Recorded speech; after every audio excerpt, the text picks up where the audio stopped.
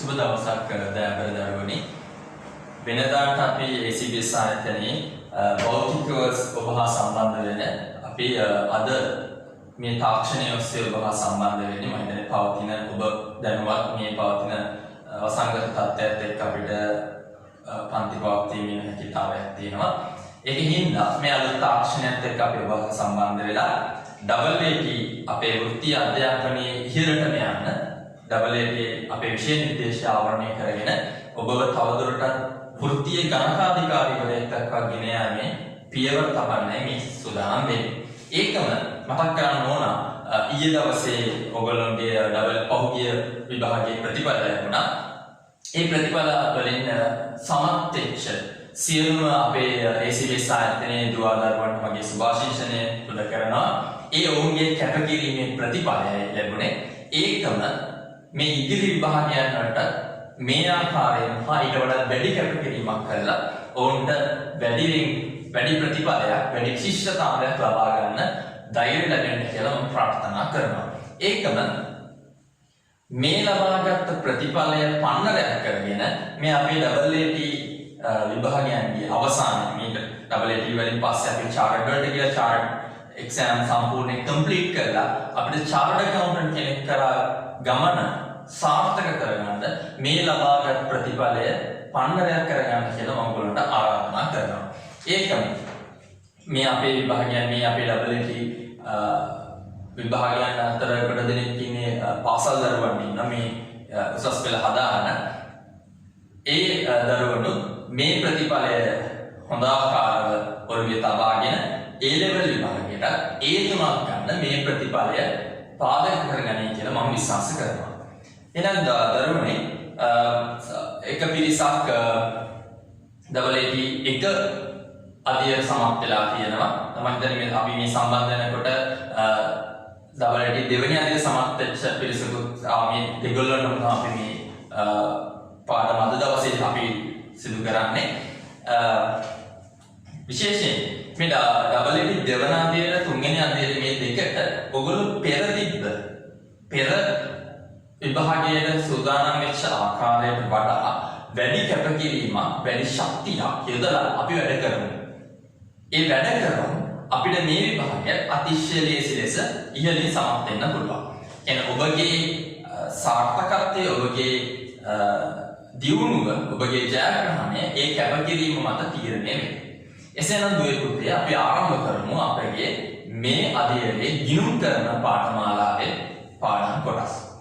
විශේෂයෙන් අද දවසේ මම කතා කරන්න බලාපොරොත්තු වෙන්නේ අපේ ගිණුම් කරන මේ දෙවන අධ්‍යයන සහ තුන්වන අධ්‍යයන දෙකම අතිශය වැදගත් වෙන ගිණුම් කරන ප්‍රමිත කියන කොටස.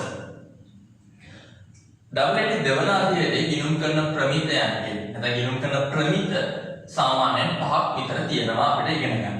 ඒකම WAT තුන්වන අධ්‍යයනයේ ගිණුම් කරන ප්‍රමිත 15කට ආසන්න ප්‍රමාණයක් තියෙනවා අපිට ආවරණය කරගන්න.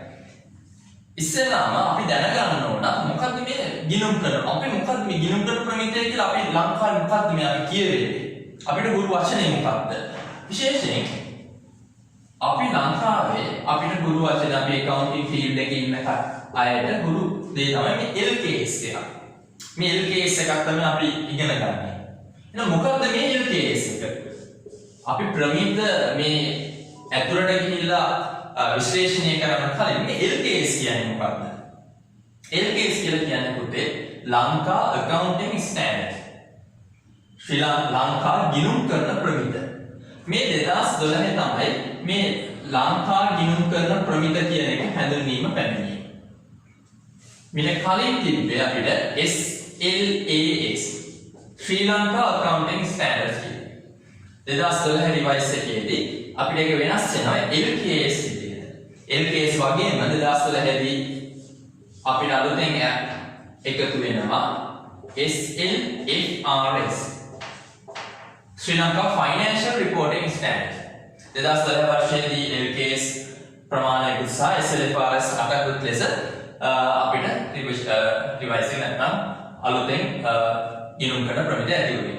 නමුත් දුවේ පුතේ මේ වන විට මේ LKS හඳුන්වා දෙන්න පාදක වෙච්ච ජාත්‍යන්තර ගිණුම් කරන ප්‍රමිත නැත්නම් IAS International Accounting Standards කියන ගිණුම් කරන ප්‍රමිත මේ වෙනකොට අප්ඩේට් වෙන්නේ නැහැ. නැත්නම් අලුතෙන් ඇතිවීමක් වෙන්නේ නැහැ. ඒ වෙනුවට ජාත්‍යන්තරයේ ඇති වෙන්නේ IFRS කියන International Financial Reporting Standards. මේ හේතුවෙන් ලංකාවේ මේ LKS Sri Lanka Accounting Standards අලුතෙන් අප්ඩේට් වීමක් නැත්නම් අලුතෙන් LKS ප්‍රමාණයක් ඇතිවීමක් වෙන්නේ නැහැ. එතනදි වෙන්නේ මේ LKS තියෙන ගිණුම් කරනට ලංකා ගිණුම් කරන ප්‍රමිත අප්ඩේට් එකක් ඉතින් නැත්නම් අලුත් වීමක් වෙන්නේ SLFRS නමට. මම මේ කියන දේ පැහැදිලි කරගන්න. අපි සාමාන්‍ය මේ LKS හැදුවේ IAS නැත්නම් International Accounting Standards කියන ජාත්‍යන්තර ගිණුම් කරන ප්‍රමිත මත සිටගෙන තමයි LKS සකස් කරගත්තේ. ඒකම SLFRS සකස් කරගන්නේ IFRS මත. 2005 කාලීනව මේ IAS නැත්නම් International Accounting Standards කියන ජාත්‍යන්තර ගිණුම් කරන ප්‍රමිත සකස් වීම නවතිනවා. තම අලුත් වීමක් වෙන්නේ නැහැ. ඒ උදෙසා අලුත් වීම වෙන්නේ IFRS වලින්. එසේ හේයින් ලංකාවේ දැන් අලුතෙන් අපිට ඇතිවන සියලු ගිණුම් කරන ප්‍රමිත SLFRS නැත්නම් Sri Lanka Financial Reporting Standards විදියටයි අපිට අලුතෙන් ඇති නැත්නම් LKS බොහෝ විට අප්ඩේට් වෙන්නේ SLFRS තමයි. පැහැදිලි මම කියන්නේ මොකද මේ දේවල් දැනගෙන ඉන්න ඕන ගිණුම් කරන ප්‍රමිත අපි ඉගෙන ගන්න කලින්. අනිත් කාරණේ තමයි දුවේ පුතේ අපි වෘත්තීය අධ්‍යාපනය ඉගෙන ගන්න අවසානයේ අපේ ඉලක්කය වෙන්නේ ගණකාධිකාරීවරයෙක් නැත්නම් වරලක් ගණකාධිකාරීවරයෙක්. ඒතර වරලක් ගණකාධිකාරීවරයෙක්ගේ කාර්යභාරය වෙන්නේ කිසියම් ව්‍යාපාර ආයතනයක අවසාන ගිණුම් කරන කට්ටලයක් සකස් කරගන්න. මේ අවසාන ගිණුම් කරන කට්ටලයක් සකස් කරගද්දී ඒකට පාදක වෙන්නේ අවසාන ගිණුම් කරන කට්ටලය සකස් කරගන්න අතිශයම අවශ්‍ය වෙන්නේ මේ ගිණුම් කරන ප්‍රමිත. මොකද මේ ගිණුම් කරන ප්‍රමිතවල තමයි තියෙන්නේ ගණදෙන කොහොමද සටහන් වෙන්න ඕන, කොයි විදිහ ආකාරයකට දාන්න ඕන, කොයි විදිහට මේවල හෙලිදරව් කිරීම කරන්න ඕන, මේ සියල්ලම මේ ගිණුම් කරන ප්‍රමිතවල තමයි අඩංගු වෙලා තියෙන්නේ. එසේ අවසාන ගණකාධිකාරීවරයෙක් වීම උදෙසා අත්‍යවශ්‍යම කාරණයක් තමයි මේ ගිණුම් කරන ප්‍රමිත. එසේ අපි මේ පටන් ගන්න යන පාඩම ඔබට බොහෝ සෙයින් වැදගත් වන කොටසක් වේ. මේ අද අපි පටන් ගන්නේ LKS වල තිබෙන LKS 2 ප්‍රමිතය. LKS 2 ප්‍රමිතය කියලා කියන්නේ අකා ගිණුම් කරන ප්‍රමිතාංක 2 තොග ප්‍රමිතයෙන් අපි අද පටන් ගන්න. මේ ප්‍රමිතය දෙවන අදියරට වගේම තුන්වන අදියරේ අපේ දරුවන්ට දෙගොල්ලන්ටම පොදු ප්‍රමිතියක් විදිහටයි සිදුවෙන විදිහට ආරම්භ යන්නේ. එතකොට දුවේ පුතේ LKS 2 නැත්නම් තොග ප්‍රමිතියේ අරමුණ ඔයගොල්ලෝගේ දැන් ඔයගොල්ලෝ අත හම්බෙලා තියෙන ටියුට් එකේ සඳහන් වෙලා තියෙනවා. මම විශ්වාස කරනවා ඔයගොල්ලෝ හැම කෙනෙක් අතේම ටියුට් එකක් නැත්නම් නිබන්ධනයක් මේ වෙනකොට ඔයගොල්ලෝ අත හම්බෙලා ඇති. විශේෂයෙන් ACBS ආයතනයේ අපේ සියලු දෙනා බොහෝ මම කියන්නේ මනුස්ස ඇතුළු කණ්ඩායම බොහෝ සෙයින් කැප වෙලා ඔයගොල්ලෝගේ අතට නිබන්ධන ලබා දීමට කටයුතු කරලා තියෙනවා. ඉතින් ඔයගොල්ලෝ අතට මම විශ්වාස කරන හැමෝගේ මතේ ටියුට් එකක් නැත්නම් නිබන්ධනයක් මේ වෙනකොට ලැබී ඇති කියලා.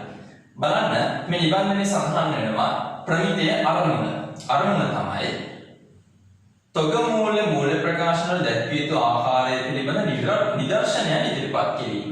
එහෙනම් ව්‍යාපාර ආයතනයක තියෙන තොග පිළිබඳව මූල්‍ය ප්‍රකාශන වල දක්වන්න ඕන කොහොමද කියන එක පිළිබඳව නිදර්ශනයක් නැත්නම් කොයි විදිහට කරන්න ඕනද කියන දේ කියන්නේ අපිට මේ LKS 2 ප්‍රමිතිය. මේකේ විෂය පත්‍රය ගැන කියනවා. එක ඉදිකිරීම කොන්ත්‍රාත්වල එකක් තමයි මේ ප්‍රමිතියේ පහසුන අවස්ථාවන්හිදී හැර සියලුම තොග ව්‍යවහාර වේ.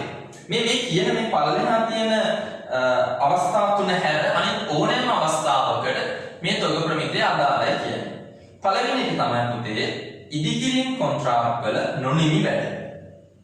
ඉදිකිරීම් කොන්ත්‍රාත්වවල නොනිමි වෙන the work in progress under construction contract. කිසියම් ගොඩනැගිල්ලක් අපි ඉදි කරගෙන යද්දී ඒක නොනිමි නිම නොවූ ප්‍රමාණයක් තියෙනවා. ඒ නිම නොවූ නොනිමි වැඩ කොටස LKS 2 ප්‍රමිතියෙන් ආවරණය වන්නේ නැහැ. මේක පසුගිය කාලේ ආවරණය වුණේ LKS 11 construction contract කියන ප්‍රමිතියෙන්. නමුත් අර මම කිව්ව විදිහට අප්ඩේට් එකක් විදිහට පැමිණ දැන් මේ ආවරණය වෙන්නේ SLFRS 15 කියන ප්‍රමිතිය යටතේ. ඊළඟ එක මූල්‍ය උපකරණ. කිසියම් ආයතනයක තියෙන මූල්‍ය උපකරණ LKS 2 තොග ප්‍රමිතියෙන් ආවරණය වන්නේ නැහැ. මූල්‍ය උපකරණ ආයතනයක මූල්‍ය උපකරණ ප්‍රමාණයක් තියෙන්න පුළුවන්. ඒ මූල්‍ය උපකරණ සියල්ල ආවරණය වෙන්නේ LKS 32, SLFRS 7 සහ SLFRS 9 කියන ප්‍රමිතියන්ගෙන්.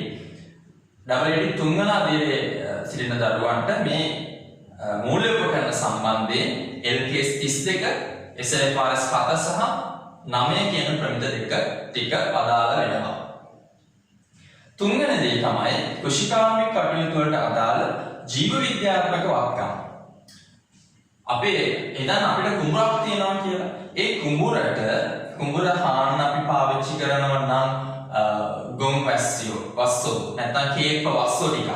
මේ කේප වස්සෝ ටික අපේ තොගයක් නැත්නම් අපිට ඉන්න කේප වස්සෝ ටික LKS දෙකේ තොගයක් විදිහට අපි හඳුනාගන්නේ නැහැ. එහෙම නැත්නම් අපි කිරි ගන්න දෙනුම් ටිකක් ඉන්නවා නම් ගෙදර ඒ දෙනුම් ටික මේ LKS දෙකේ තොගයක් විදිහට අපි හඳුනාගන්නේ නැහැ. හේතුව කේප වස්සෝ හරි මේ දෙනුම් ටික අපිට පුළුවන් LKS 41 ඇග්‍රිකල්චර් කියන නැත්නම් කෘෂිකර්මයට අදාළ වෙච්ච ප්‍රමිතියෙන් හඳුනා ගන්න. ඒකම අස්තන කපාගත් අවස්ථාවේ කෘෂිකාර්මික ඵලදාන. අස්තන කපාගත් අවස්ථාවේ සහ කපා ගන්න ආසන්න අවස්ථාවේදී කෘෂිකාර්මික ඵලදාව LKS 2 තොග ප්‍රමිතියෙන් ආවරණය වෙන්නේ නැහැ. එසේනම් මතක තියාගන්න ඉදිකිරීම් කොන්ත්‍රාත්වවල නොනිමි වැඩ, මූල්‍ය උපකරණ සහ කෘෂිකාර්මික කටයුතු වලට අදාළ ජීව විද්‍යාත්මක වත්කම් සහ අස්තන කපාගත් අවස්ථාවේ කෘෂිකාර්මික ඵලදාව කියන අවස්ථා තුන හැර අනිත් ඕනෑම අවස්ථාවක තියෙන තොගයක් මේ LKS 2 තොග ප්‍රමිතියෙන් ආවරණය වෙනවා. මේකෙන් අදහස් වෙන්නේ පුතේ ඕනෑම ව්‍යාපාර ආයතනයක තියෙන තොග සඳහා මේ LKS 2 තොග ප්‍රමිතිය අදාළ වෙනවා. එහෙනම් හිතන්න LKS 2 කියන තොග ප්‍රමිතිය කොච්චර වටිනාකමක් තියෙනවද? බොහෝ හැම ව්‍යාපාර ආයතනයක වගේම තොගයක් තියෙන්න පුළුවන්. එතකොට මේ හැම ව්‍යාපාර ආයතනයකටම LKS 2 ප්‍රමිතිය අදාළයි. එසේ මේ ප්‍රමිතිය අපිට ඉගෙන ගන්න එක ගොඩක් වැදගත් වීමක් තියෙනවා. එසේනම් අපි බලමු මේ ප්‍රමිතියේ සඳහන් වෙන තොග වර්ග මොනවද කියලා. නැත්නම් තොගයක් කියන්නේ මොකක්ද කියලා. පුතේ තොගයක් කියන එක අපිට කොටස් තුනකින් හඳුනා ගන්න පුළුවන්. එකක් තමයි කිසියම් නිෂ්පාදිතයක් නිෂ්පාදනය කරන්න අවශ්‍ය යෙදවුම්. නිෂ්පාදන ක්‍රියාවලියකට අදාළ යෙදවුම්. අපි කියනවා අමුද්‍රව්‍ය මෙන්න අපේ තොගයක්. නිෂ්පාදන ක්‍රියාවලියක යෙදවුම් ටික. එහෙනම් යෙදවුම් ටිකට අදාළව අපිට තියෙන්න පුළුවන් අමුද්‍රව්‍ය තොග. නිෂ්පාදන ක්‍රියාවලියක අතරමැදි අවස්ථාවේ කියනවා නම් අන්න අපි ඒකට කියනවා නොනිමි තොග. ඒකම නිෂ්පාදන ක්‍රියාවලිය අවසන් වෙලා විකුණන තෙක් තියාගෙන ඉන්නවා නම් අපි ඒකට කියනවා නිමි තොග. එහෙනම් තොගයක් යන කියලා කිව්වොත් අපිට තොගේ සකස් වෙන්න පුළුවන් මෙන්න මේ අවස්ථා තුනේ.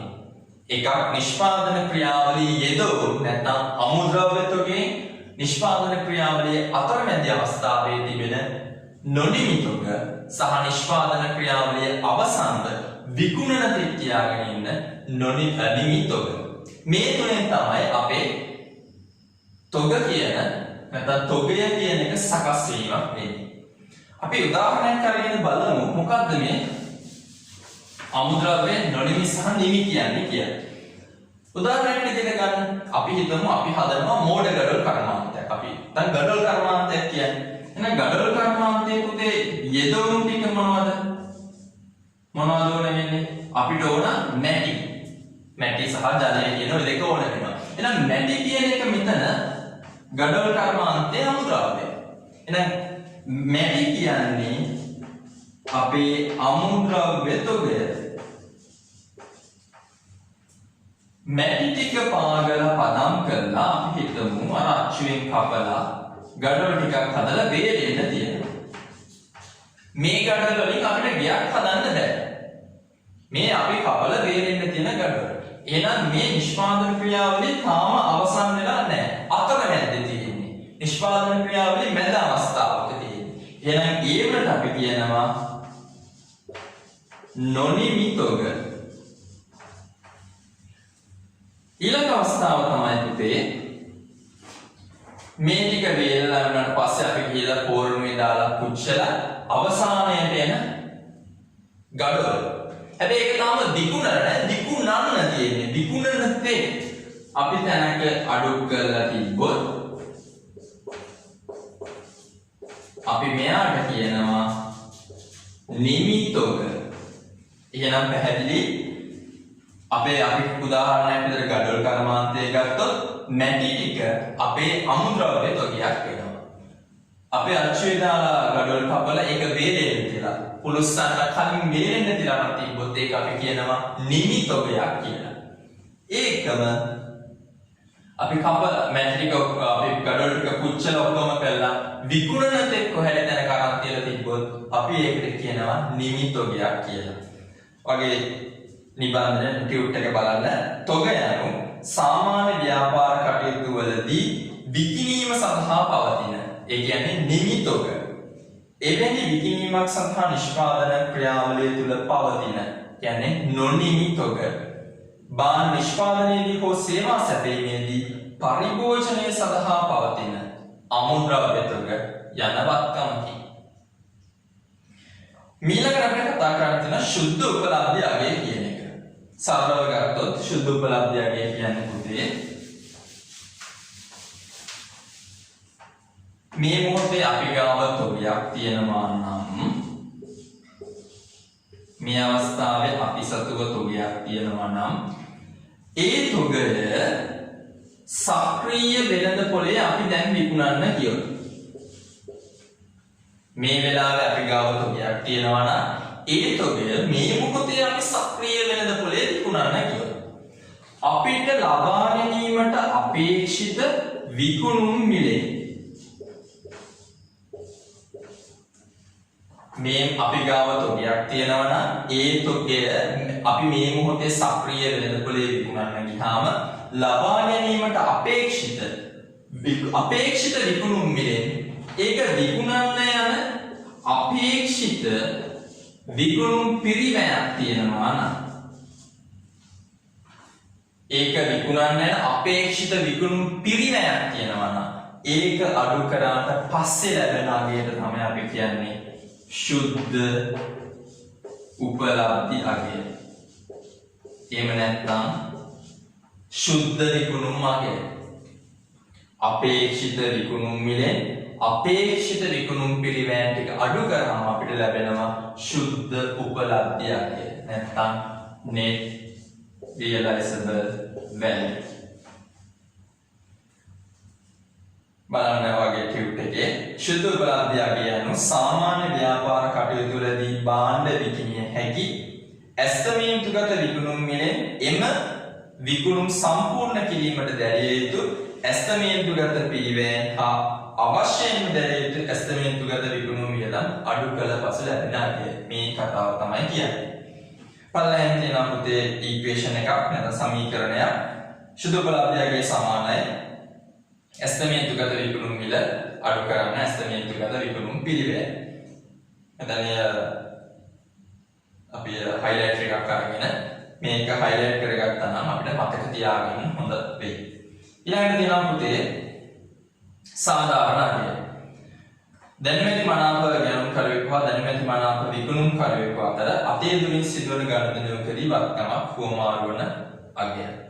සාමාන්‍යයෙන් අපි දැනුම ඇති මනාප ගැනුම් කරුවෙක් ඉන්න අපේ භාණ්ඩ විකුණන්න ගැනුම් කරුවෙක් ඉන්න ඕන සායක විකුණන්න කෙනෙක් ඉන්න ඕන සායක අතේ දුරින් සිදුවන ගනුදෙනුවකදී හෝමාරු අගයට තමයි අපි සාධාරණ අගය කියලා කියන්නේ. ඊළඟ කාරණය අපිට වැදගත්ම වෙනදී තොග මැනීම. ඔයගොල්ලෝගේ ලියා ගන්න පොතක අරගෙන අපි මාතෘකාවක් දාගමු. LKS 2 තොග ප්‍රමිතය. ඒක යටතේ දාලා අපි ලියමු තොග මැනීම. මේ තොග මැනීම අපි කතා තුනක් යටතේ ඉගෙන ගන්න ඕන සහ මතක තියා ගන්න ඕන. කතා තුනක් යටතේ අපි ලියාගමු මෙන්න මෙහෙම. මම ඉස්සර කියන්නම් ඊට පස්සේ අපි ලියමු. පළවෙනි එක තමයි පුතේ තොගයක පිරිවැය හා සුද්ධ උපලබ්ධි අගය අතර තොගයක පිරිවැය හා සුද්ධ උපලබ්ධි අගය අතර වඩා අඩු අගය තෝරගන්න ඕන. තොගයක පිරිවැය හා සුද්ධ උපලබ්ධි අගයන්ගේ වඩා අඩු අගය තෝරගන්න ඕන. මේ වඩා අඩු අගය අපි මූල්‍ය තත්ත්ව ප්‍රකාශයේ සටහන් කරන්න ඕන. පිරිවැය හා සුද්ධ උපලබ්ධි අගයන්ගෙන් වඩා අඩු අගය තෝරගෙන එය මූල්‍ය තත්ත්ව ප්‍රකාශයේ සටහන් වෙන්න ඕන. පිරිවැය හා සුද්ධ උපලබ්ධි අගයන්ගෙන් වඩා අඩු අගය හොයන්න ඕන. වඩා අඩු අගය මූල්‍ය තත්ත්ව ප්‍රකාශයේ සටහන් වෙන්න ඕන. දෙවන කාරණය තොගයේ පිරිවැය අනිවාර්යෙන්ම විස්තීර්ණ ආදායම් ප්‍රකාශයේ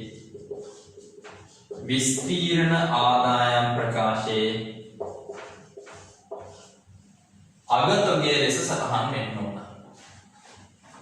පිරිවැය අනිවාර්යයෙන්ම විස්තීර්ණ ආදායම් ප්‍රකාශයේ අගතොගයේ ලෙස සටහන් වෙන්න ඕන. තුන්වෙනි කාරණය කුමන වූ අවස්ථාවකදී පිරිවැය හා සුද්ධ උපලබ්ධි අගයන්ගෙන් වඩා අඩු අගය ලෙස පිරිවැය හා සුද්ධ උපලබ්ධි අගයන්ගෙන් වඩා අඩු අගය ලෙස සුද්ධ උපලබ්ධි අගය පිරිවැය හා සුද්ධ උපලබ්ධි අගයන්ගෙන් වඩා අඩු අගය ලෙස සුද්ධ උපලබ්ධි අගය තෝරගත්තා නම් ඒක තෝරගෙන අපි මූල්‍ය තත්ත්ව ප්‍රකාශය සටහන් කරා නම් මේ දෙක අතර පවතින වෙනස තොග කපා හැරීම ලෙස විස්තීර්ණ ආදායම් ප්‍රකාශයේ වෙනත් වියදම් යටතේ සටහන් කළ යුතුයි. එහෙනම් තොග මැනීම අපි කතා තුනකට ඉගෙන ගන්න ඕන. සහ මේක මතක තියා ගැනීම සිදු කළ යුතුයි. එහෙනම් අපි ලියාගමු LKS 2 තොග කියන ප්‍රමිතිය නැත්නම් තොග කියන මාතෘකාව දාලා ඒ යටතේ තොග මැනීම පළවෙනි එක පිරිවැය හා සුද්ධ උපලබ්ධි අගයන්ගෙන් වඩා අඩු අගය මූල්‍ය තත්ත්ව ප්‍රකාශයේ සටහන් කළ යුතුය. පිරිවැය හා සුද්ධ උපලබ්ධි අගයන්ගෙන් වඩා අඩු අගය මූල්‍ය තත්ත්ව ප්‍රකාශයේ සටහන් කළ යුතුය. දෙක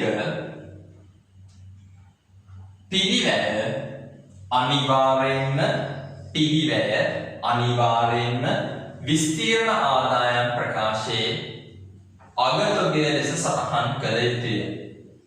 පිරිවැය අනිවාර්යෙන්ම විස්තීර්ණ ආදායම් ප්‍රකාශයේ අගතොගය ලෙස සටහන් කළ යුතුය. 3 පිරිවැය හා සුද්ධ උපලබ්ධි අගයන්ගෙන් වඩා අඩු අගය ලෙස සුද්ධ උපලබ්ධි අගය තෝරාගෙන නැත්නම් පිරිවැය හා සුද්ධ උපලබ්ධි අගයන්ගෙන් වඩා අඩු අගය ලෙස සුද්ධ උපලබ්ධි අගය තෝරාගෙන නැත්නම් මෙම පිරිවැය හා සුද්ධ උපලබ්ධි අගයන් අතර පවතින වෙනස තොග කපා හැරීම ලෙස විස්තීර්ණ ආදායම් ප්‍රකාශයේ වෙනත් වියදම් යටතේ සටහන් කළ යුතුය. විස්තීර්ණ ආදායම් ප්‍රකාශයේ වෙනත් වියදම් යටතේ සටහන් කළ යුතුය. ඔයගොල්ලන්ගේ නෝට්බුක් එකේ මේක ලියා ගන්න ඕන. හේතුව ටියුට් එකේ මේ කියන කතා තුන සඳහන් වීමක් වෙන්නේ නැත. මීළඟ කොටස එනවා අපිට පිරිවැය හඳුනා ගැනීම. තොගයක පිරිවැය හඳුනා ගැනීම.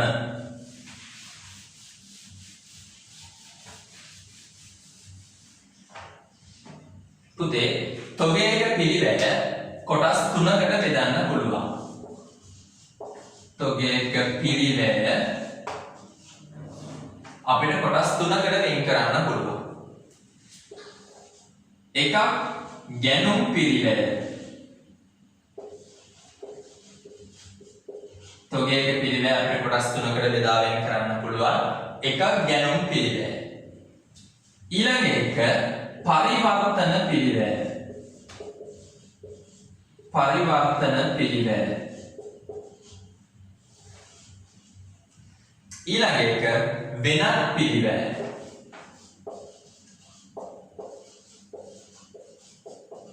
එහෙනම් තොගයක පිරිවැය අපිට කොටස් තුනකට වෙන් කරන්න පුළුවන්.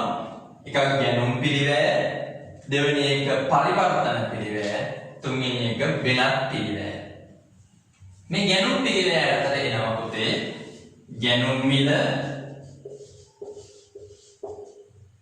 ගෙනීමේ කුලී, තීරු ගාස්තු, අවශ්‍ය නම් ගුදම් ගාස්තු යන සියල්ල එකතුවෙන් වට්ටම් හා සහනාධාර අඩු කර ලැබෙනවා. ඔබට මේ ටික කිව්වහම මතක් වෙන්න ඕන පළවෙනි අධ්‍යයනයේදී ඉගෙනගත්ත නිෂ්පාදන ගිණුම්. නිෂ්පාදන ගිණුම් වල භාවිත කළ ද්‍රව්‍ය පිළිවෙලට අපි පාවිච්චි කරන්නේ මතක් වෙනවා නම් අපි නිෂ්පාදන ගිණුම් සකස් කරද්දී මේ ටික තමයි අපි පාවිච්චි කරගත්තේ. එහෙනම් තොග පිළිවෙලට දෙවෙනි කොටස නැත්නම් දෙවෙනි පිළිවෙල කොටස තමයි පරිවර්තන පිළිවෙල. පුතේ පරිවර්තන පිළිවෙල කියලා අපි හඳුන්වන්නේ තොග ඒකකයක් මත ඍජුව හඳුනා ගන්න පුළුවන්. තොග ඒකකයක් මත ඍජුව හඳුනා ගන්න පුළුවන් පිළිවෙලක් තියෙනවා නම් ඒ පිළිවෙල අපි කියනවා ඍජු පිළිවෙල. එහෙනම් ඍජු පිළිවෙල පරිවර්තන පිළිවෙලට එක කොටසක්. තොග ඒකකයක් මත ඍජුව හඳුනා ගන්න පුළුවන් පිළිවෙල. ඊළඟ එක තොග ඒකකයක් මත ඍජුව හඳුනා ගන්න නොහැකි. එහෙම නැත්නම් කම්හල් පොදුකාර පිළිවෙල. එහෙම නැත්නම් වක්‍ර පිළිවෙල.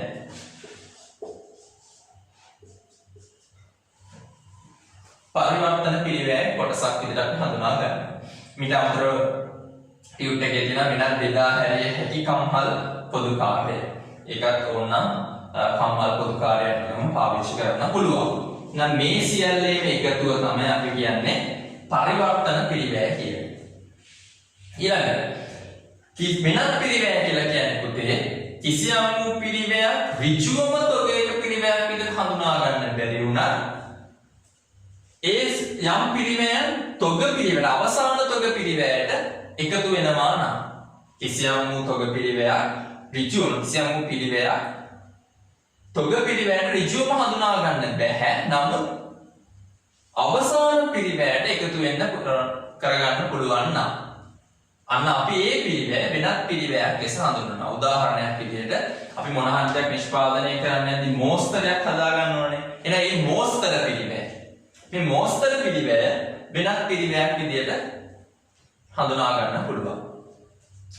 එහෙනම් එතන බලන්න වෙනත් පිළිවෙලට කිසියම් නිෂ්පාදනයක් නිෂ්පාදනයේ ඍජුව සම්බන්ධ නොව තොගයේ පිළිවෙලට බලපාන නම් ඒවා තොග පිළිවෙල ගන්නේදී ඇතුළත් කළ යුතුයි. නම් උදාහරණේ නිෂ්පාදන මෝස්තර පිළිවෙල. මේ chart එක නැත්නම් තොග පිළිවෙල, ගැනුම් පිළිවෙල, පරිවර්තන පිළිවෙල සහ වෙනත් පිළිවෙල මේ කොටස් තුනට බෙදලා මෙහෙන chart එක හොඳට මතක තියාගන්න. මේක අතිශය වැදගත්. සමහරවිට මේකෙන් අපිට ගාණක් හදන්න දෙන්න පුළුවන්. මේ කොටස් වලට කොහොමද බෙදෙන්නේ? තොගයක අවසාන පිළිවෙල හදන විදිහට මේක කතා කරන්න එන්න පුළුවන්. අපිට ගාණක් හදන්න එන්න පුළුවන් අවසාන විභාගයේ.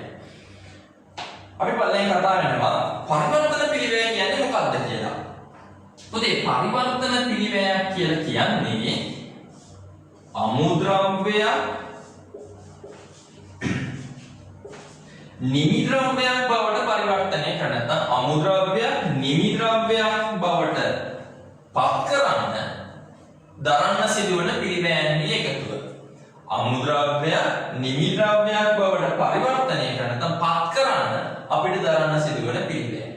එන එක මොනවද තිබ්බේ? ඍජු පිළිවෙල, වක්‍ර පිළිවෙල නැත්නම් ඍජු පිළිවෙල, කම්මල් පොදුකාර පිළිවෙල. ඊළඟට අපි කතා කරගන්න ඕන පුතේ මේ අපි පරිවර්තන පිළිවෙලේ කොටස් දෙකක් කතා වෙනවානේ. එකක් ඍජු පිළිවෙල, අනිත් එක වක්‍ර පිළිවෙල. ඍජු පිළිවෙලක් කියලා කියන්නේ අපි දන්නවා අපි පහුගිය අධ්‍යයනයන් වල සාකච්ඡා වෙච්ච උන පිළිවෙල කරන කොටසදී නැත්නම් ක්වෙස්චන් කොටස් වලදී ඍජු පිළිවෙලක් කියලා කියන්නේ ඒකක සංඛ්‍යාව වෙනස් වීමත් එක්ක වෙනස් වීමට ලක්වන පිළිවෙල. නැත්නම් ඒකකයක් එක්ක ඍජුවම සම්බන්ධ වෙන පිළිවෙල. ඒකක ගාන වැඩි වෙද්දී ඍජු පිළිවෙලත් වැඩි වෙනවා. එහෙනම් ඒකකයකට ඍජුවම හඳුනා ගන්න පුළුවන් නම් පිළිවෙලක් අපි ඒක ඍජු පිළිවෙලක් කියනවා. එතකොට තොග ඒකකයක පිළිවෙල වෙන්න තොග ඒකකයක එකක පිළිවෙල වෙන්න යද්දී අපිට හරි සරලවම ඍජු පිළිවෙල පාවිච්චි කරන්න පුළුවන්. එයි ඒකේ ඒකක ගාන වෙනස් වෙද්දී පිළිවෙල වෙනස් වෙනවා. එහෙනම් ඒකකයක පිළිවෙල හොයන්න පුළුවන්. හැබැයි කම්මල් පොදුකාර පිළිවෙල අපිට ඒ විදිහට බෙදා ගන්න බෑ. නැත්නම් එකක පිළිවෙල ලේසියෙන් හොයා ගන්න බෑ. එනකෝ එහෙනම් කම්මල් පොදුකාර පිළිවෙල නැත්නම් වක්‍ර පිළිවෙල කියන එක අපිට කොටස් දෙකකට බෙදා ගන්න පුළුවන්. එකක් විචල්‍ය පොදුකාරය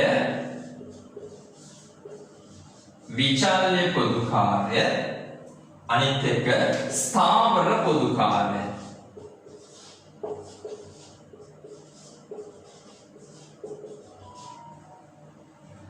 විචල්‍ය පොදුකාරය සහ ස්ථාවර පොදුකාරය. අපි අපේ ටියුට් එක පොඩ්ඩක් බලමු. පරිවර්තන පිළිවෙලෙන් අදහස් කරන්නේ නිෂ්පාදනකාරයේදී නම් අමුද්‍රව්‍යයක් නිමි භාණ්ඩයක් බවට පත් කිරීමේදී දැරීමට සිදුවන්නා වූ පිළිවෙල. අමුද්‍රව්‍යයක් නිමි භාණ්ඩයක් බවට පත් කිරීමේදී දැරීමට සිදුවන්නා පිළිවෙල. අන්න හයිලයිට් කරගන්න පොයින්ට් එක. මේවා ප්‍රධාන වශයෙන් ඍජු පිළිවෙලක් හා වක්‍ර පිළිවෙලක් ලෙස වර්ග කරනු ලබයි. අන්න අපි ඉස්සර කිව්වා පරිවර්තන පිළිවෙල කොටස් දෙකකට ගන්න එකක් ඍජු පිළිවෙල අනිත් එක වක්‍ර පිළිවෙල ලෙස සටහන් කරන්න පුළුවන්. මේ ඍජු පිළිවෙල අදාළ නිෂ්පාදන ඒකකයේ පිළිවෙල මත ඍජුව බෙදා හරින අතර පොදුකාර පිළිවෙල දැරීමේදී ඒ පිළිබඳ පහත කරුණු අවබෝධ කරගත යුතුය.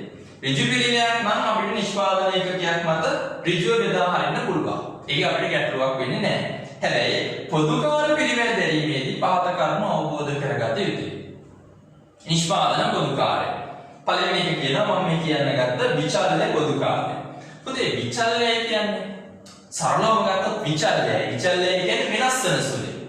එහෙනම් විචල්‍ය පොදුකාරය කිව්වත් මොකක්ද කියන්නේ? විචල්‍ය පොදුකාරයවත් ඒකකයක් සමග වෙනස් වීමට ලක්වන පිළිවෙල. විචල්‍ය පොදුකාර පිළිවෙලක් කිව්වා විචල්‍ය පොදුකාරය ඒකකයක් සමග වෙනස් වෙන පොදුකාර පිළිවෙල. එහෙම ගත්තත් ඒකකයක තොග පිළිවෙලක් හොයන්න කිව්වොත් විචල්‍ය පොදුකාරය යටතේ එක ඒකකයකට වැය වෙන විචල්‍ය පොදුකාරය අපිට හොයන්න ලේසියි. ඇයි? විචල්‍ය පොදුකාරය ඒකක සංඛ්‍යාව වෙනස් වෙන විට වෙනස් වෙනවා. හැබැයි බලන්න විචල්‍ය නිෂ්පාදන පොදුකාරය විචල්‍යයන් නිෂ්පාදනය සමග සමානුපාතික වෙනස් වෙන පිළිවෙලක් නිසා මේවා නිෂ්පාදන ඒකක මත ඍජුව බෙදා හැරිය හැකියි. ඒ සත්‍ය නිෂ්පාදනය මත බෙදා හැරිය ඒවත් සත්‍ය නිෂ්පාදනය මත බෙදා හැරිය හැකි බව. කියන්නේ සත්‍ය නිෂ්පාදනය වෙනස් වීමත් එක්ක විචල්‍ය නිෂ්පාදන පොදුකාරය වෙනස් වීමට ලක් වෙනවා කියන්නේ. ස්ථාවර නිෂ්පාදන පොදුකාරය මෙන්න මෙයා ටිකක් වැදගත් අපිට. හේතුව ස්ථාවර පොදුකාර පිළිවෙල ඒකක සංඛ්‍යාවත් එක්ක වෙනස් වෙන්නේ නැහැ. ඒකක සංඛ්‍යාවත් එක්ක වෙනස්ව තියෙනවා නම් යම්කිසි මට්ටමක් දක්වා විතර නොවෙනස්ව තියෙනවා නම් අන්න අපිට ඒකකයක තොග පිළිවෙල නැත්නම් තොග ඒකක එකක පිළිවෙල හොයන්න පොඩි ගැටලුවක් එනවා. ස්ථාවර පොදුකාර පිළිවෙල කියලා කියන්නේ ඒකක සංඛ්‍යාවත් එක්ක නොවෙනස්ව පවතින යම්කිසි යම්කිසි මට්ටමක් දක්වා නොවෙනස්ව පවතින පොදු කාර්යය. එතකොට මේක නොවෙනස්ව පවතිනවා නම් ඒකකයක තොග ඒකක පිරිවැය ගන්න අපිට ගැටලුවක් එනවා. උදාහරණයකට මෙහෙම ගන්න. අපි හිතමු අපේ නිෂ්පාදනාගාරයේ ගොඩනැගිලි කුලිය ලක්ෂයයි. නිෂ්පාදනාගාරයේ ගොඩනැගිලි කුලිය ලක්ෂයයි. අපි එකක් හැදුවත් අපේ ගොඩනැගිලි කුලිය කීයද? ලක්ෂයයි. අපි එකක 100ක් හැදුවත් ගොඩනැගිලි කුලිය ලක්ෂයයි. අපි එකක 10000ක් හැදුවත් ගොඩනැගිලි කුලිය ලක්ෂයයි. ඒකක ලක්ෂයක් හැදුවත් ගොඩනැගිලි කුලිය ලක්ෂයයි. එහෙනම් මේ ඒකක සංඛ්‍යාව වෙනස් වීමත් එක්ක ස්ථාවර පොදු කාර්ය පිළිවෙල වෙනස් වීමට ලක් වෙන්නේ නැහැ. එහෙනම් අන්න ඒකක එකට අදාළ තොග එකකට අදාළ පිළිවෙල ගණනය කරද්දී අපිට පොඩි ගැටලුවක් එන ස්ථාවර පොදු කාර්ය පිළිවෙල සම්බන්ධයෙන්. මෙන්න ඒක අපිට හොයන්න තියෙන කතාව අපිට කියනවා. දැන් ඔයගොල්ලෝ උසස් පෙළදී අපිට ඉගෙන ගන්න හම්බ වෙනවා පොදු කාර්ය විභජන පත්‍රිකාව. එතකොට මේ කවුන්ට් කොටසත් අවසානයේ ඉගෙන ගන්න හම්බ වෙනවා විචල්ල පොදු කාර්ය පිළිවෙල විභජන පත්‍රිකාව. පොදු කාර්ය පිළිවෙල විභජන පත්‍රිකාව.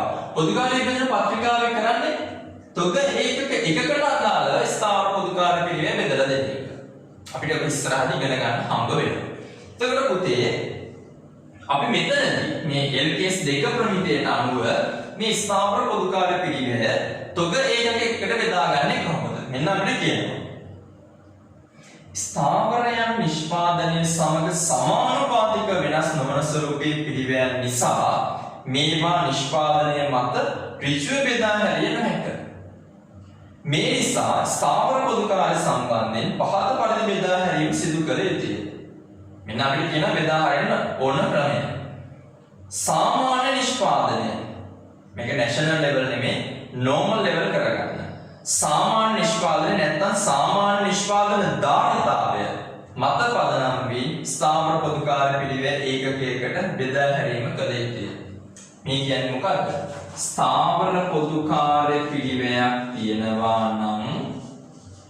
ස්ථාවර පොදු කාර්ය පිළිවෙලක් තියෙනවා නම් මේ ස්ථාවර පොදු කාර්ය පිළිවෙල බෙදන්න ආයතනයේ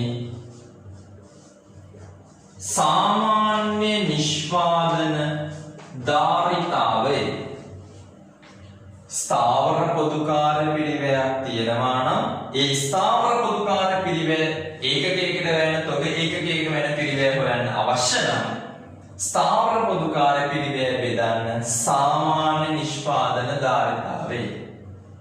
අන්න එතකොට එනවා අපිට තොග ඒකකට අදාළ පිළිවෙල. මේ අවසාන තොග පිළිවෙල ගණනය කරන්න අපිට අවශ්‍ය වෙන දේ.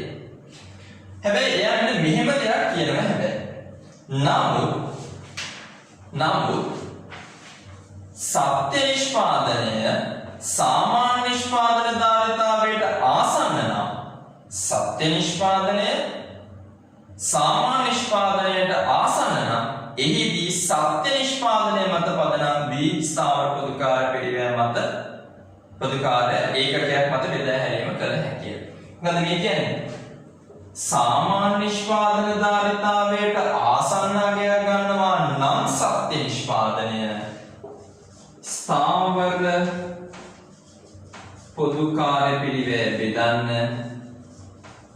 සත්‍ය නිෂ්පාදනය මත. හැබැයි ආසන්න වෙනවා.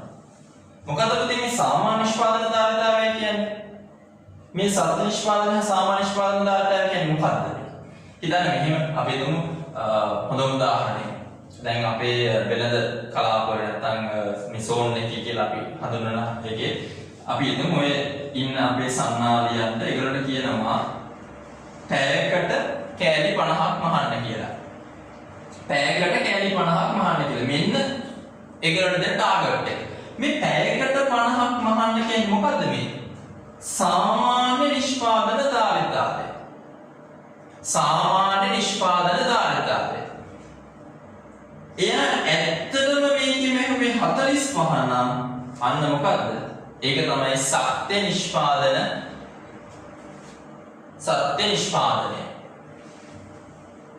අපිට ටාගට් එකක් හැදුවා 50යි 50 කියන්නේ මොකක්ද සාමාන්‍ය නිෂ්පාදන ධාරිතාවය 45 නම් හැදුවේ අන්න සත්‍ය නිෂ්පාදනය එහෙනම් මතක තියාගන්න මොකද අපිට කියන්නේ ස්ථාවර පොදුකාර පිළිවෙලක් තියෙනවා නම් තොග ඒකකයකට අදාළ පිළිවෙල හොයන්න සාමාන්‍ය නිෂ්පාදන ධාරිතාවයෙන් බෙදන්න හැබැයි ව්‍යතිරේක අවස්ථාවක් දෙනවා අවශ්‍ය නම් ස්ථාවර පොදුකාර පිළිවෙල බෙදන්න සත්‍ය නිෂ්පාදනයෙන් කොයි අවස්ථාවේද සත්‍ය නිෂ්පාදනයේ සාමාන්‍ය නිෂ්පාදන ධාරිතාවයට ආසන්න නම් වඩ පුළුවන් හයිලයිට් කරගන්න මේ ටික සත්‍ය නිෂ්පාදනයේ සාමාන්‍ය නිෂ්පාදන ආසන්න නම් සත්‍ය නිෂ්පාදනයේ මත පදනම් ස්ථාවර පොදුකාර ඒකකයක් මත බෙදා හැරීම කළ යුතුයි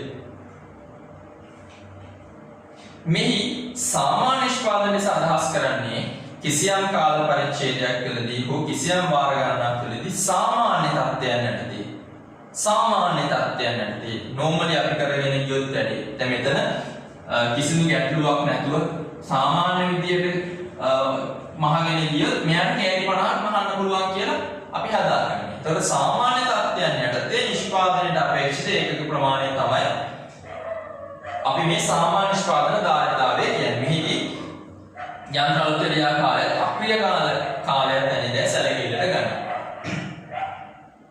අපේ පළයා අපේ ටියුට් එකේ අභ්‍යාස අංක 1 තියෙනවා. අපි අභ්‍යාස අංක 1 මේ එකම කතා කරමු.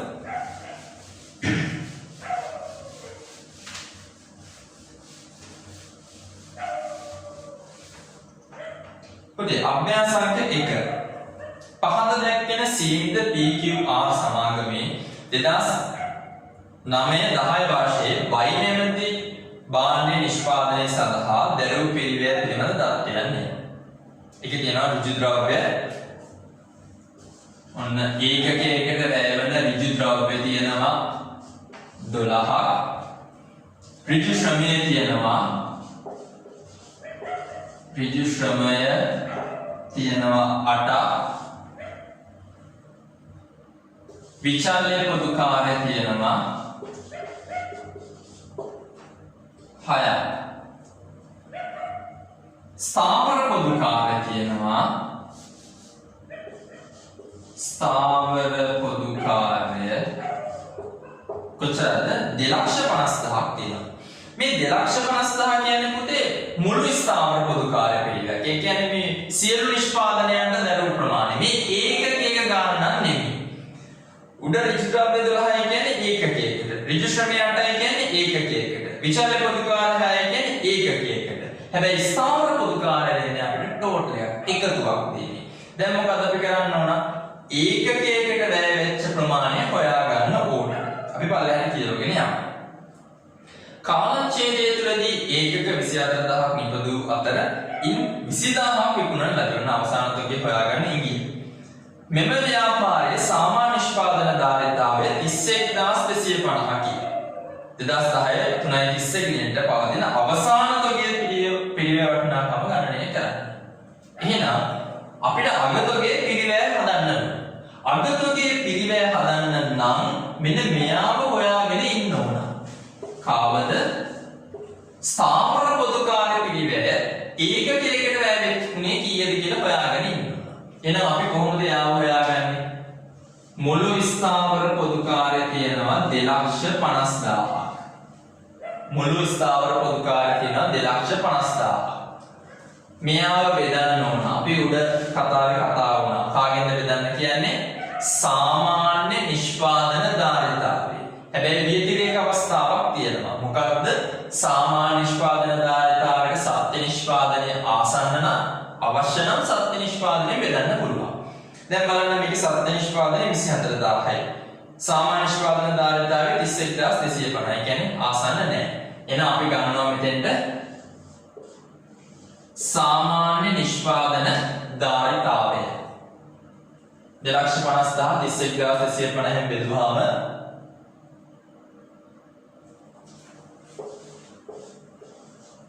අටයි. ඒ කියන්නේ ඒකකයකට වැය වෙන ස්ථාවර පොදුකාර පිළිවෙල කීයද? 8යි. එහෙනම් ඒකකයකට වැය වෙච්ච මුළු පිළිවෙල අපි හොයනවා 12ට 20යි 26යි 34යි. ඒකකයකට වැය වෙච්ච මුළු පිරිවැය 34යි. හැබැයි අපිට කියන්නේ ඒකකයකට වැයච්ච මුළු පිරිවැය හොයන්න නෙමෙයි. අගතොගේ පිරිවැය හොයන්න. බලන්න කාලච්ඡේදය තුළදී නිපද වූ ඒකක සංඛ්‍යාව ප්‍රමාණය 24000යි. කාලච්ඡේදයේ නිපද වූ ඒකක ප්‍රමාණය 24000යි. මේකෙන් කොච්චරක් විකුණනද? ඉන් ඒකක 20000ක් විකුණන ලදී. එහෙනම් විකුණු ඒකක ප්‍රමාණය 20000යි. එහෙනම් කොපමණ ඒකක ප්‍රමාණයක් ඉතුරුද? 4000යි. මේ 4000යි පිරිවැය තමයි අපි දැන් හොයාගන්න කියන්නේ. එහෙනම් එක ඒකකයකට වැය වෙච්ච පිරිවැය 34යි. ඒ වගේ 4000ක් ඉතුරුයි. එහෙනම් 4000 වැඩි කිරීම 34 1,36,000යි. මෙන්න අගතොගේ අපේ පිරිවැය. නම් පැහැදිලි ස්ථාවර පොදුකාර පිරිවැය තමයි ගැටලුව තිබ්බේ. ස්ථාවර පොදුකාර පිරිවැය බෙදුවේ අපේ සාමාන්‍ය නිෂ්පාදන ධාරිතාවෙන්. අපි යමු අභ්‍යාස අංක 2කට.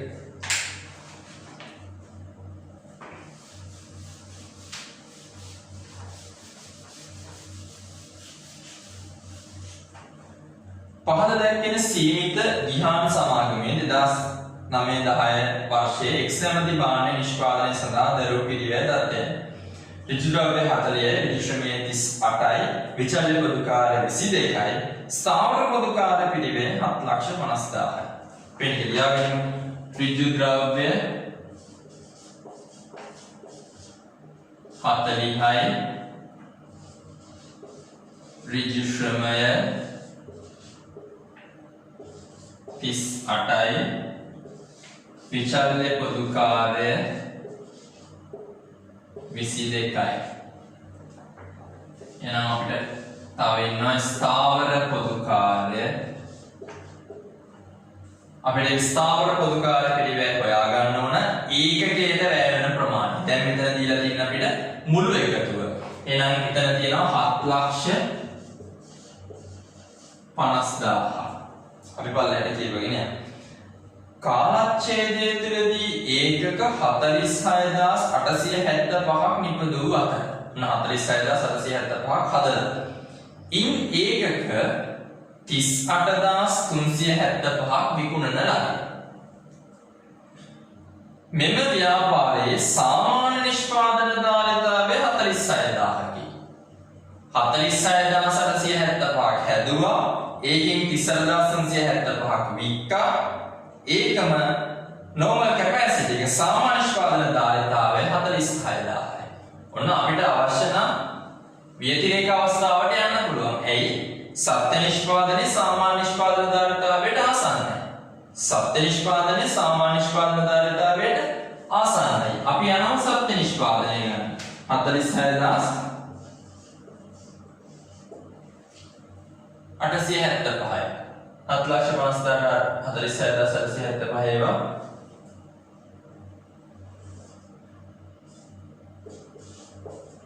16.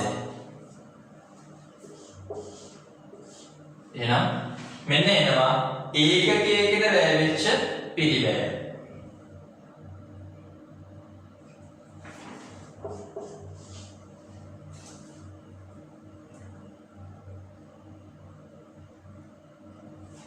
ඒකකයට වැය වෙච්ච පිරිවැය 116යි.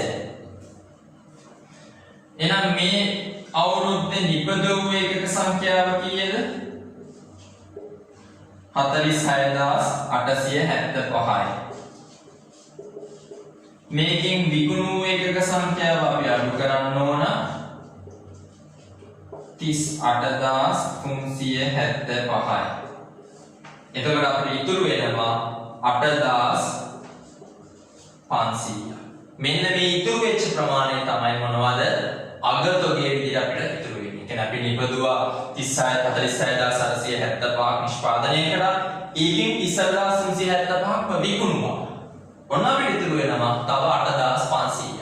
මේ 8500 ඒකකයක වටිනාකම කීයද? 116. එහෙනම් 8500 116න් වැඩි කරනවා. එතකොට අපිට එනවා 9,86,000.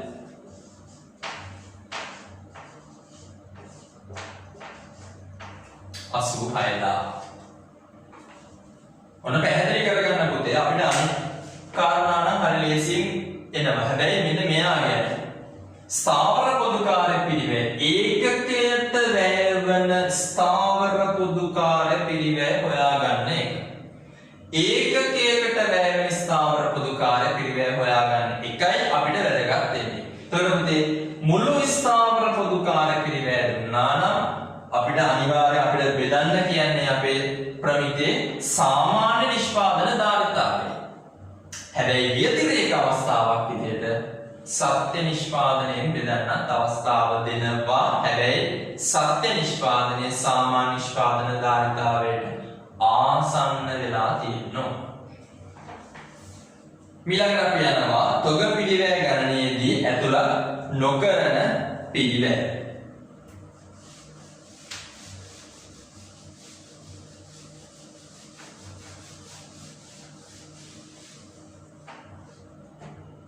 තොග පිළිවෙල ගණනයේදී ඇතුළත් නොකරන පිළිවෙල. දැන් හැම පිළිවෙලයක්ම තොග පිළිවෙලයක් විදියට තොග පිළිවෙලට ඇතුළත් කරන්න අපිට අවසර දෙන්නේ නැහැ. තොගයක් සම්බන්ධයෙන් ඇතිවන හැම පිළිවෙලයක්ම තොග පිළිවෙලයක් විදියට ඇතුළත් කරන්න අපිට අවසර දෙන්නේ නැහැ. මෙන්න මෙයා කියන පළවෙනි එක. අසාමාන්‍ය අපතේට අදාළ පිළිවෙල. දැන් මතක් කරගන්න සාමාන්‍ය අපතේට අදාළ පිළිවෙල තොග පිළිවෙලට ඇතුළත් කරන්න පුළුවන්. සාමාන්‍යයෙන් වෙන්න පුළුවන් අපතයක් තියෙනවා නම් ඒක ඇතුළත් කරන්න පුළුවන්. හැබැයි සාමාන්‍ය නෙමෙයි අසාමාන්‍යයෙන් වෙන අපතයක් තියෙනවා නම්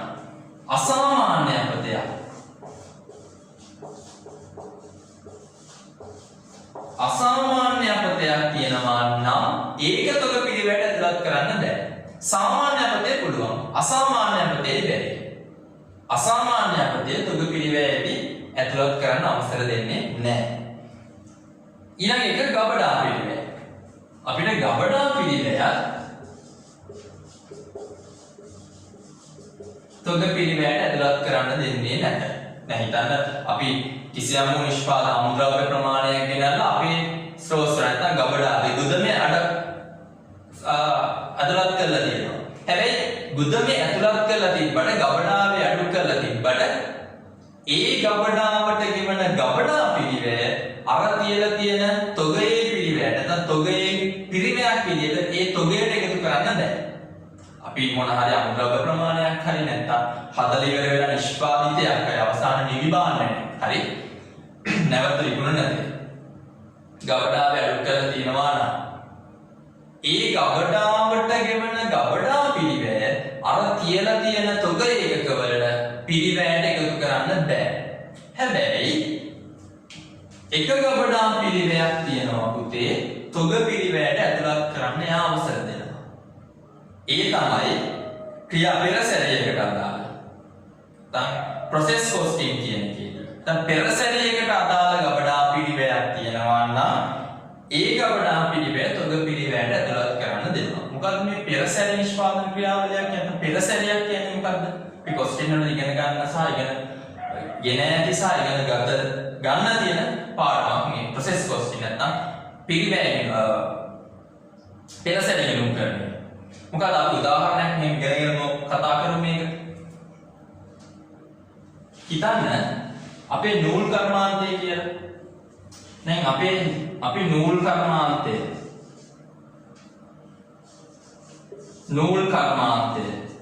මොකද වෙන්නේ? මේ පැත්තෙන් කපු පුළුන් දාන්න ඕන. මේ පැත්තෙන් අපි කපු පුළුන් දාන්න ඕන. දැම්මහම නූල් හැදෙනවා. කපු පුළුන් දැම්මහම අපිට නූල් හැදෙනවා. කපු නූල්. එතකොට නූල් කර්මාන්තයේ අමුද්‍රව්‍යයක් විදිහට කපු දැම්මහම නිමි භාණ්ඩයක් විදිහට නූල් එළියට එනවා. එතකොට දරුවනේ නූල් නැත්නම් අපිට පාර යන්න බෑනේ. එහෙනම් නූල් කර්මාන්තයේ අවසාන නිෂ්පාදිතයේ වෙච්ච නූල් ටික රෙදි කර්මාන්තයේ අමුද්‍රව්‍යයක් වෙනවා. මෙන්න process. මෙන්න පෙරසැරිය. කපු දානවා අපි නූල් කර්මාන්තයට. ඒකේ නිෂ්පාදිතයක් කරලා අවසාන නිෂ්පාදිතය නූල් එළියට එනවා. ඒ නූල් ටික රෙදි කර්මාන්තයේ අමුද්‍රව්‍යයක් කරලා රෙදි කර්මාන්තයෙන් එළියට එනවා අපි රෙදි අවසාන. දැන් නිකන් රෙද්දක් කොටාගෙන පාර යන්න බෑනේ අපිට. එහෙනම් මේ රෙදි ටික අපි දානවා ඇඟලුම් කර්මාන්තයට. නූල් කර්මාන්තයේ අවසාන නිෂ්පාදිතයේ නූල් අපි ඒක අමුද්‍රව්‍යයක් කරලා රෙදි කර්මාන්තයට දානවා. රෙදි කර්මාන්තයේ අවසාන නිෂ්පාදිතයේ රෙදි ඇඟලුම් කර්මාන්තයේ අවසාන ආරම්භක යෙදවීමක් විදිහට දාලා අපි එතනින් එළියට ගන්නවා ඇඳුම්. නෝක ඇඳනකොට පාර යන්න පුළුවන්. එතකොට දරුවනේ නූල් කර්මාන්තයෙන් එළියට ආපු නූල් ටික රෙදි කර්මාන්තයෙන් අවසාන නිෂ්පාදිතයේ විදිහට ආපු රෙදි ටික නූල් කර්මාන්තයෙන් එළියට ආපු නූල් ටික රෙදි කර්මාන්තයේ යොදා ගන්න කම් ගබඩා කරලා තිබ්බොත් මෙන්න මේ ගබඩා පිළිවෙය රෙදි කර්මාන්තයෙන් එළියට ආපු රෙදි ටික ඇඟලුම් කර්මාන්තයේ යොදා ගන්න තෙක් ගබඩා කරලා තිබ්බොත් මෙන්න මේ ගබඩා පිළිවෙය අපේ තොග පිළිවෙයට පාවිච්චි කරන්න පුළුවන්. ඒ හැර වෙන කිසිදු ගබඩා පිළිවෙයක් අපිට පාවිච්චි කරන්න බෑ. ඊළඟ එක තොග වර්තමාන ස්ථානයට හා තත්ත්වයට ගෙනීමට දායක නොවන පරිපාලන පොදුකාරය. පරිපාලන පොදුකාරය අපි කවදාකවත් අපේ තොග පිළිවෙලට ගන්න නැහැ. මතක් කරගත්තොත් නිෂ්පාදන ගිණුමට පරිපාලන පොදුකාරය අපි ගත්තේ නැහැ. පරිපාලන පොදුකාරය විස්තීර්ණ ආදායම් ප්‍රකාශයට යන්නේ සහ විකුණුම් වියදම්. මේ හතර මතක තියාගන්න. සමහර මට එක පහුගිය විභාග ප්‍රශ්න පත්‍රයක තිබ්බ ගණනක් නැත්තම් අභ්‍යාසයක් තමයි මේ. පහුගිය ප්‍රශ්න පත්‍රයක ඇහුවා තොග පිළිවෙලට ඇතුළත් නොකරන පිළිවෙයන් කවරේද කියලා. එහෙනම් හතරයි. අසාමාන්‍ය අපතේ ගබඩා පිළිවෙය, මේ පෙරසැරිය ගබඩා පිළිවෙය හැර අනිකුත් ගබඩා පිළිවෙය, තොග වර්තමාන ස්ථානයේ හා තත්ත්වයට ගෙනීමට දායක නොවන පරිපාලන පොදුකාර පිළිවෙය සහ විකුණුම් වියදම්. අභ්‍යාස අංක 3 අපි ඉදිරියට කතා කරන්න තියාගමු. ගෙදර වැඩක් විදිහට. තොග පිළිවෙයට වඩා එහි සුද්ධ උපලබ්ධයගේ අඩු වන අවස්ථා. මෙන්න අපි කියන්නේ දැන් අපි මුලින්ම කතා කරද්දී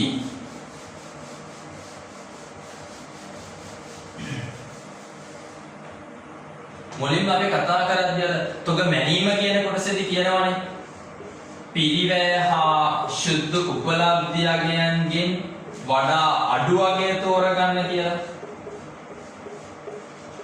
එතකොට බොහෝ වෙලාවට පිළිවෙයට වඩා සුද්ධ උපලබ්ධයන්ගේ වැඩි වෙනවා. හැබැයි සමහර වෙලාවට පිළිවෙයට වඩා සුද්ධ උපලබ්ධයන්ගේ අඩු වෙන්නත් පුළුවන්. එහෙම අඩු වෙන්න පුළුවන් අවස්ථා ටික මොනවාද? පිළිවෙය වර්ධනයක් හෝ විකුණුම් මිලෙහි පහළ යෑම. පිළිවෙය වැඩි වෙලා හෝ විකුණුම් මිලෙහි පහළ යෑම. කියන්නේ පිළිවෙය වැඩි වෙලා කවුද අඩු වෙන්නේ එතකොට? සුද්ධ උපලබ්ධයගේ අඩු වෙලා. පිළිවෙයගේ වර්ධනයක් හෝ විකුණුම් මිලෙහි පහළ යෑම. අපි කියනවා මෙයාට වඩා මෙයා අඩු වෙලා හෝ මෙයාට වඩා මෙයා වැඩි වෙලා. මේ දෙන්නේ වඩා අඩු වගේ ගන්න කියන අපිට. එතකොට මෙයා වැඩි වුණොත් මෙයා අඩු වගේ වෙනවා.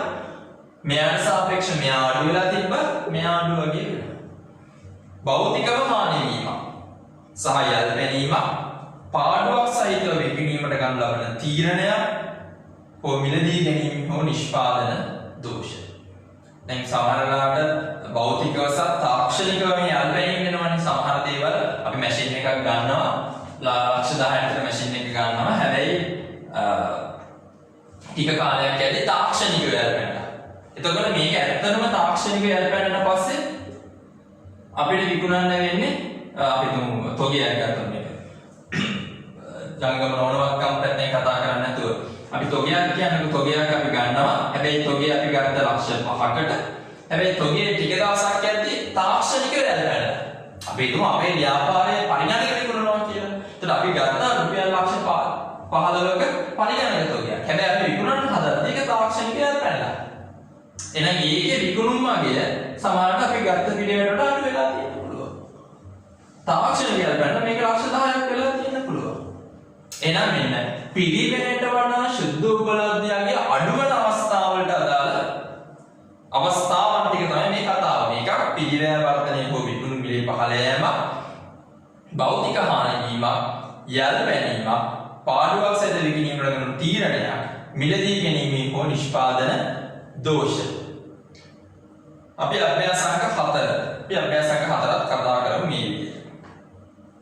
පහසනහන් පරිදි යටතේ ඇති තොග අයිතමේහි අවසාන තොගය අගය ගණනය කරන්න. මාස කිහිපයකට පෙර පීනම් භාණ්ඩ වර්ගයෙන් ඒකක 2000ක් මිලදීගත් අතර මේවායින් ශේෂපත්ත දිනට ඒකක 750ක් පළදු වී තිබිණි. මෙම පළදු ඒකක සඳහා ඒකකයේ රුපියල් 8ක් පමණක් ලබා ගත හැකි වේ. මෙම දිනට හොඳ තත්ත්වයේ පැවති ඒකක ගණන 400කි. එම ඒකකවල මිලදී ගැනීමේ වටිනාකම 15කි. හොඳ ඒකකවල ශුද්ධ උපලබ්ධයගේ 12.50කි. එසේනම් බලන්න පීනම් භාණ්ඩ වර්ගයෙන් ඒකක 2000ක් මිලදී ගත්තා. මේවෙන් ශේෂපත්ත දිනට 750ක් පළදු වෙලා තිබ්බා. මෙන් පළදු ඒකකයකට රුපියල් 8ක් පමණක් ලබා ගන්න පුළුවන්ලු. මෙම දිනට හොඳ තත්ත්වයේ පැවති ඒකක ගන්න 400යි. එම ඒකකවල මිලදී ගැනීම වටිනාකම රුපියල් 15යි. හොඳ ඒකකවල සුද්ධ උපලබ්ධයගේ 12.50යි. එතකොට හොඳ ඒකක තියෙනවා පුතේ 400ක්.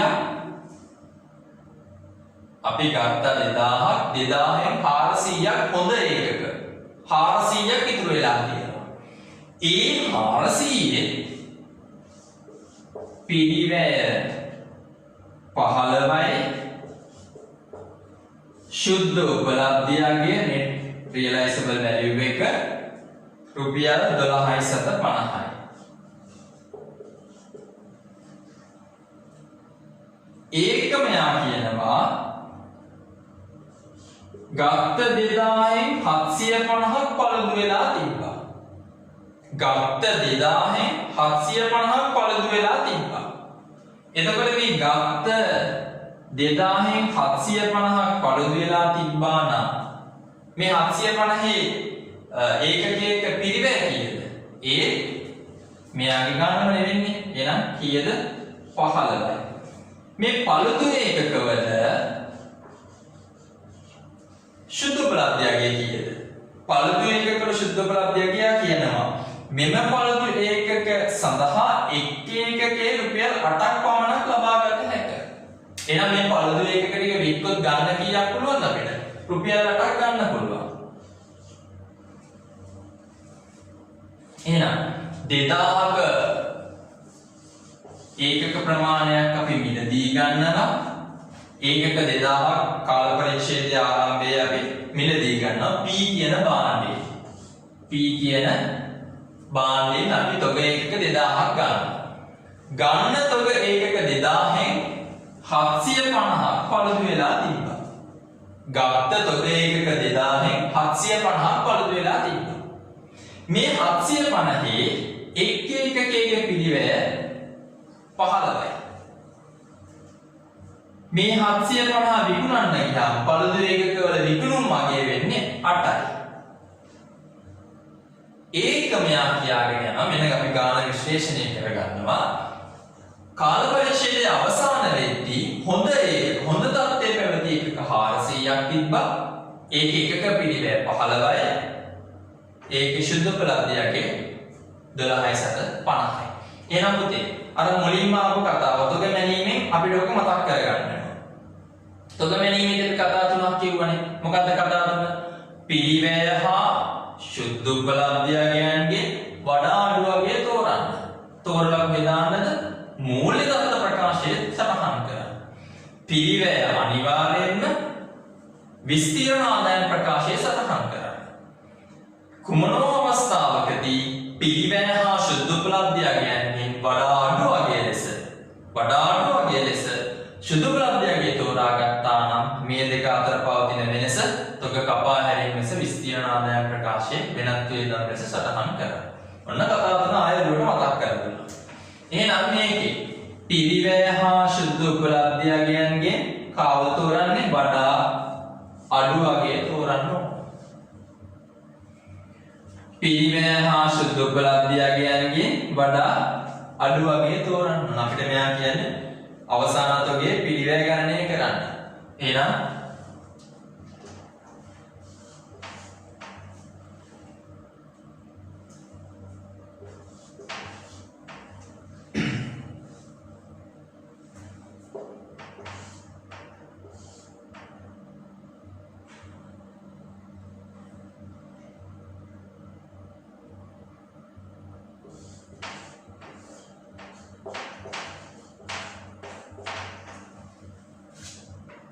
අපිට එනවා හොඳ ඒකක වල තොග ඒකක තියෙනවා 400ක් පිරිවැය 15යි ශුද්ධ උපලබ්ධයගේ 12.5යි වඩා අඩු වගේ 12.50 12.50 400ක් 5000යි පළුදු ඒකක තියෙනවා 750ක් ඒකකයක පිරිවැය 15යි 8යි ශුද්ධ උපලබ්ධයගේ අපිට වැඩි කරාම වෙනවා 6000ක්. එහෙනම් අගතොගේ පිරිවැය එනවා සම්පූර්ණයෙන් 11000යි. මේ 11000 කොයිද සටහන් වෙන්නේ? මූල්‍ය තත්ත්ව ප්‍රකාශය සටහන්. හොඳයි දරුවනේ. ඊළඟට කතා කරන්න තියෙන්නේ ශුද්ධ උපලබ්ධයගේ ලියා හැරීම. ශුද්ධ උපලබ්ධයගේ ලියා හැරීම අයිතම ක්‍රමයේ සහ කාණ්ඩ ක්‍රමයේ ලෙස. එතනින් ඉස්සරහට අයිතම ක්‍රමයේ සහ කාණ්ඩ ක්‍රමයට අභ්‍යාස සකස් කරන්න.